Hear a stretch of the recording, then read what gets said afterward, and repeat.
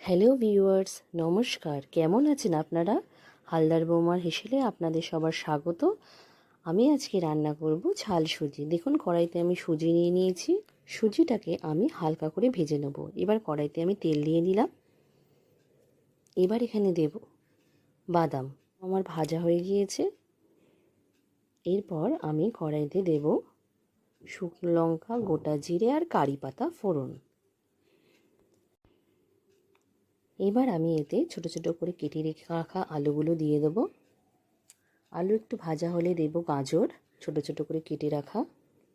এরপরে দেব ক্যাপসিকাম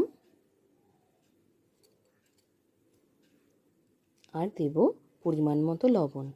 দিয়ে আমি সব সবজিগুলোকে ভালো করে ভেজে নেব। এরপর দেব সামান্য একটু হলুদ। দেখুন, সবজিটা আমার ভাজা হয়েছে হাফ। এরপর আমি এতে টমেটো দিয়ে নেব।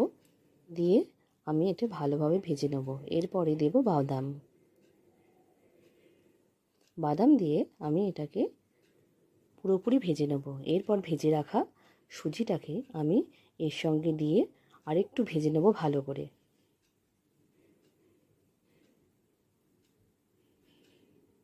দেখুন, সুজি আমার ভাজা হয়ে গিয়েছে। এইবার আমি এতে 1 কাপ মতো জল দিয়ে নেব। পরিমাণ মতো জল না দিলে এই সুজিটা গলে যাবে এবং ভালো হবে না। এতে আমি পরিমাণ মতো জল দিয়ে নেব। এইবার আমি দেব চিনি। এবার আমি দেব ঘি। ঘি দিয়ে আমি সমস্ত কিছু ভালো করে মিশিয়ে নেব।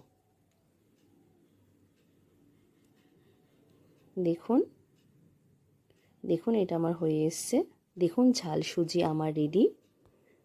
আপনারা প্রত্যেকে বাড়িতে বানাবেন, বানিয়ে খেয়ে বলবেন কেমন হয়েছে, এবং ভালো লাগলে চ্যানেলটাকে লাইক এবং সাবস্ক্রাইব করে দেবেন।